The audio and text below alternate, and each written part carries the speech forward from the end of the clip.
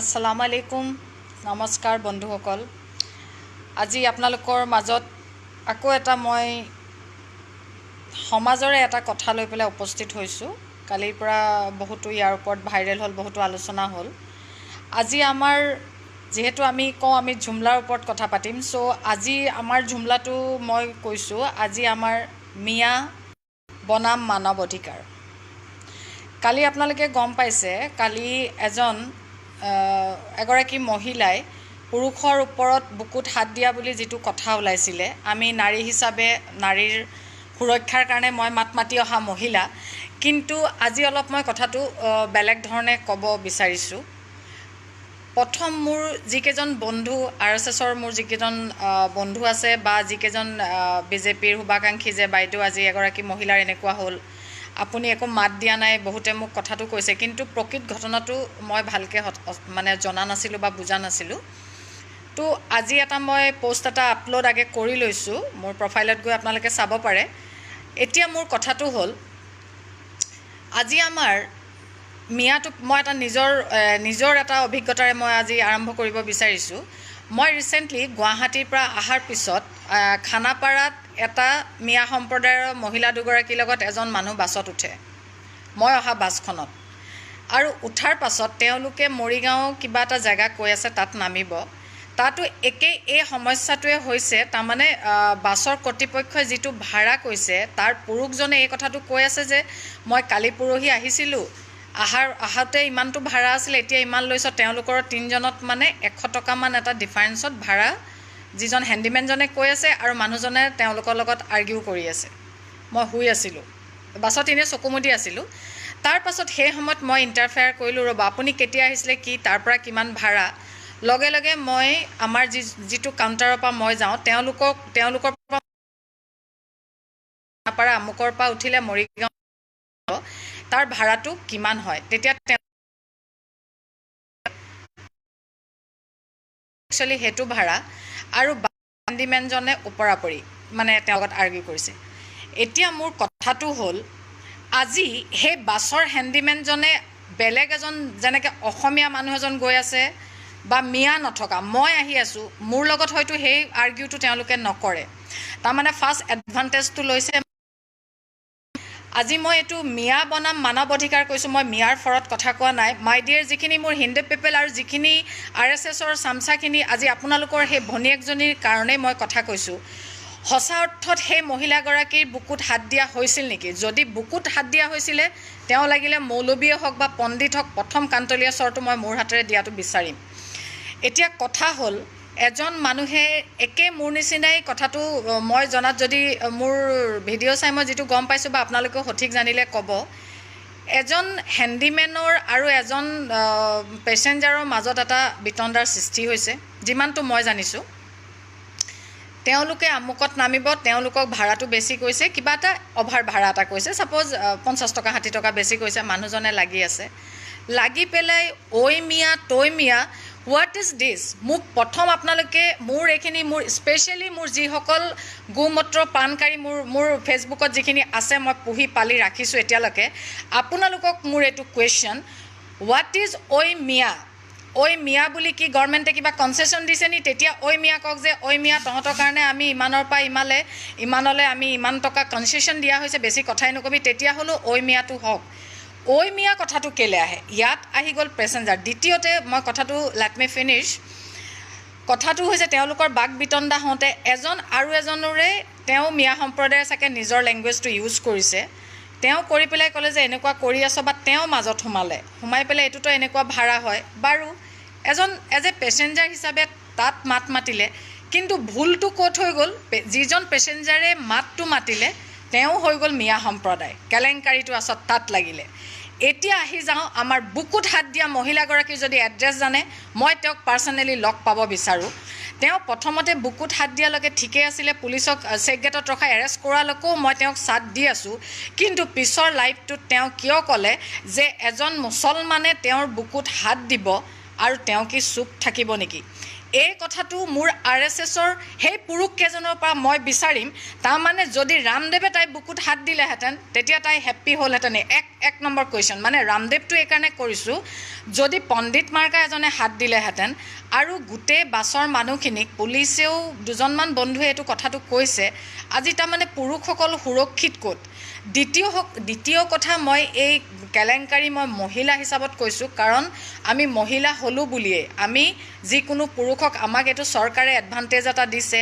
Suppose যিটো advantage, আজি যদি এজন পুৰুষে বেলেগ এজনী ৱাইফ থকা সময়ত বেলেগ এজনৰ লগত লিলিমাই কৰে, তেতিয়াহ'লে ৱাইফে যদি এটা মানে আপোনাৰ কমপ্লেইন কৰে, গিৰিয়েকজন এৰেষ্ট হ'ব। কিন্তু একেই যদি হাজবেণ্ডজনৰ ৱাইফে বেলেগ এটাৰ লগত লিলিমাই কৰি পেলাই দুটা বাচ্চা থৈ পেলাই এৰি যায়, তাৰ ওপৰত কোনো কেছ নহয় বা একো নহয়। তাৰমানে আমাক গোটেইখিনি চুট দি পেলাই এইখিনি কি মানে এইটো ছিষ্টেমটো কি? মই এইটো চৰকাৰকো মোৰ ডাইৰেক্ট কুৱেশ্যন হয়। এতিয়া ছাপ'জ মহিলাগৰাকীয়ে হাত দিলে, পুলিচ প্ৰশাসনকো মই এইটো অনুৰোধ কৰিব বিচাৰোঁ, মহিলাৰ এইটো পাৱাৰ বুলি এগৰাকী মহিলাই যদি এইটো ৰংকৈ এইটো এপ্লাই কৰে, তেতিয়াহ'লে সেই পুৰুষজনক 2 থাপ্পৰ মৰাৰ আগতে সেই মহিলাগৰাকীক 5 থাপ্পৰ আগে মাৰি ল'ব লাগিব মহিলা পুলিচৰ দ্বাৰা। কিহৰ কাৰণে? তেওঁ ক'লে বুলিয়ে লগালগেই যে আপোনালোকে এৰেষ্ট কৰি ল'ব, তেনেকৈ নহয়। কাৰণ কোনো এটা পাব্লিক প্লেচত সদায় পুলিচে এইটো যে আপোনালোকে কি বেলেগ যেতিয়া এটা কেছ হৈ যায়, কেছ হোৱাৰ পিছত পুলিচ ইনভেষ্টিগেশ্যন কৰিবলৈ বহুত পুলিচ আহি যায়। আমাৰ ঘৰৰ ওচৰত এটা ঘটনা হ'লে পুলিচে আহি বোলে, বাইদেউ কওকচোন আচলতে কথাটো কি হৈছিলে। তে পুলিচসকলক মই কৈছোঁ, এজন নিৰ্দোষ মানুহ মানে থানাত গৈ পেলাই নিজৰ মান সন্মান কৰাৰ পিছত আপোনালোকৰ পুলিচজনে আহিব যে সঁচাকৈ ঘটনাটো কি। কিন্তু যি সময়ত এগৰাকী মহিলাই বুকুত হাত দিছে বুলি উত্থাপন কৰোঁতে আপোনালোকে কেলে, যদি তেওঁ 5 নম্বৰ ছিটত বহিছিলে, 7 নম্বৰ আৰু 12 নম্বৰ 13 নম্বৰ লগৰ কিনাৰৰ কাৰোবাক সুধিব লাগিছিলে, অকণমান সুধিব লাগে কি নালাগে। দ্বিতীয় কথা, মই সেই মহিলাৰ নামত মহিলাক কলংক নকৰিব, কাৰণ মোৰ সদায় এটা ধৰ্ম নিৰপেক্ষ মই কথা কওঁ। আজি মহিলাৰ বুকুত হাত দিলে যদি সঁচাকৈ দিছে, আৱাজ উঠাওক, মোৰ ফোন নাম্বাৰটো লগত ৰাখক, প্ৰথম কলটো মোক কৰিলেও মই ভাল পাম। আৰু মই খান্দি উলিয়াব বিচাৰোঁ সেইজন কোন কুকুৰ হয় যিয়ে এনেকুৱা হিম্মত কৰিছে। আজি আৰু এটা মই দেখিছোঁ, আজি মই মানে কি আপোনালোকক শ্বেয়াৰ কৰি মই মাতোঁ, এখন কোনোবা অটো ৰিক্সাত এটা মৌলানা বুঢ়া টাইপৰ মানুহ এজনী ছোৱালীৰ পিছফালেদি হাতৰ পিছফালে কিবা গুটগুটি কৰা নিচিনাকৈ RSS কেইটা এইকেইটা মোক ভাল দিয়ে। মই তেওঁলোকক মই সেইকাৰণে সিহঁতক বহুত ভাল পাওঁ, কাৰণ এই এনেকুৱা পিকচাৰবিলাক আমাৰ মানুহৰ পৰা ওলাই নাহে, আমাৰ অসমীয়া মানুহৰ পৰা ওলাই নাহে। মই ওলাই অহাটো বিচাৰোঁ। এতিয়া মই মেইন কথাটোলৈ আহিছোঁ। এই প্ৰসংগত কোনো বাছত যেতিয়া আমাৰ যদি সেইটো মিয়া মানুহ বুলিয়েই বুৰ্খা এটা পিন্ধা বা এনেকুৱা অকণমান শিক্ষা নথকা বা তেনেকুৱা এজন মানুহ উঠিলে, কি সকলো ফালৰ পৰা সকলোৱে দবাব, এইটো কেনেকুৱা ৰাজনীতি হয়? এইটো এটা মোৰ বোধেত এটা নিকৃষ্ট ৰাজনীতি হৈছে। এতিয়া আপোনালোকে ক'ব, বাইদেউ মিয়াৰ ফালে, মই মিয়াৰ ফালে কথা নাই কোৱা, মোৰ মনত মিয়া তিয়া কোনো কথা নাই। এজ এ হিউমেন বিং, আৰু এইটো মহিলাৰ এটা লজ্জাৰ কথা আহি পৰিছে। সেই মানুহজনীৰ বুকুত হাত দিয়া, মোৰ বুকুত হাত দিয়া, মোৰ মাকৰ বুকুত হাত দিয়া, একে কথা। কিন্তু আজি যদি মই যদি এটা বাছত বহি পেলাই এনেকৈ কওঁ যে এটা হিন্দুৱে মোৰ বুকুত হাত দিব আৰু মই কি সুদাই এৰিম নি? তাৰমানে কি? তাৰমানে যদি মোৰ লগত যদি এজন মৌলানাই হাত দিয়ে, মই তেওঁক এটা কি ফ্লাইং কিছ দি দিম নেকি? কথাটো ইয়াত হিন্দু মুছলিমটো আমি কাট কৰিবলৈ হ'ল। আৰু যিকেইজনে মোক প্ৰশ্ন কৰি আছে যে বাইদেউ এগৰাকী মহিলাৰ এনেকুৱা হৈ গ'ল, ইজ্জতৰ বালুদা হ'ল, আপুনি এষাৰ মাত নেমাতিলে, সেইসকলক মই উদ্দেশ্যে কৈছোঁ, মহিলাগৰাকীৰ সঁচাকৈ যদি বুকুত মানুহজনে হাত দিছিলে, তেতিয়া প্ৰথম মহিলাগৰাকীয়ে 3 কাণ্টলীয়া চৰ তাত লগাই পেলাই কলাৰত ধৰি পেলাই তাত হুলস্থুলখিনি কৰিব লাগিছিলে। আৰু বাছত গোটেইখিনি মানুহ মইতো বাছত উঠিয়ে শুই যাওঁ, কিন্তু গোটেইখিনি মানুহ জাগিয়ে থাকে। এতিয়া কথাটো হ'ল, যিটো তথ্যমতে মই গম পাইছোঁ, সেই দুজনৰ হেণ্ডিমেনৰ লগত যুদ্ধটো হোৱাৰ পাছত ইজন মানুহে মাত মতাৰ পিছত হেণ্ডিমেনে কিয়, এই মিয়া তই চুপ থাক, বেছি কথা নকবি। আগফালৰ পৰা মহিলাগৰাকীয়ে তাত যদি ইণ্টাৰফেয়াৰ কৰিলে, প্ৰথম যিজন মানুহৰ লগত, এতিয়া মোৰ এই ছোৱালীজনীলৈ মোৰ ডাইৰেক্ট কুৱেশ্যন, তেওঁ লাগিলে যোনো নহওক, তেওঁ যদি ডিচিৰো জীয়েক হয়, মই এইকেইটা কথা কমেই। সেই মহিলাগৰাকীয়ে যেতিয়া হাজবেণ্ড ৱাইফ থকা কাপলটোৰ লগত যেতিয়া হেণ্ডিমেনৰ কথা বতৰা চলি আছিলে, তেওঁ মাজত ইণ্টাৰফেয়াৰ কিয় নকৰিলে? 1 নম্বৰ কুৱেশ্যন। আৰু ইয়াত RSSৰ মোৰ বন্ধুকেইজনে যি মোক কথা সুধি আছিলে, তেখেতৰ হৈ পেলাই মোক ইয়াক উত্তৰটো লাগিব। ইয়াত কমেণ্টত কৰক বা ইয়াতে আপোনালোকে লিখক, নুসুধিলে। কিন্তু যেতিয়া ছেকেণ্ড পক্ষজনে কিবা এটা কৰাৰ কাৰণে ইজনক কিবা এটা নহয় এইটো ভুল হৈছে ক'বলৈ, ঐ মিয়া কৈ পেলাই ইজনৰ লগত তেওঁ লাগি গ'ল। লগাৰ পিছত কৈছে বেছি কথা নকবি, মহিলাৰ লগত মহিলা কৈছ নেকি চৰিয়াই গাল ফালি দিম যেতিয়া কৈছে, এই পুৰুষজনেও তেওঁতো এজন মানুহ হয় নহয়। এগৰাকী মহিলা হ'লোঁ বুলি মই ৰাস্তাৰ চিনি নোপোৱা জনা নোপোৱা মই চেণ্ডেলেৰ মুখ ফালি দিম কৰা মোৰ কোনো অধিকাৰ নাই। লাগিলে মই মহিলা হ'লোতো কি হ'ল। তাৰ প্ৰত্যুত্তৰত তেওঁ ক'লে যে মোৰ একো দুখত নাই, আপুনি যদি মোক এনেকুৱা চেণ্ডেল দি ফালি দিয়ে কি মই ৰৈ থাকিম নি। মানে পুৰুষজনৰ দুখটো তাতে হৈ গ'ল।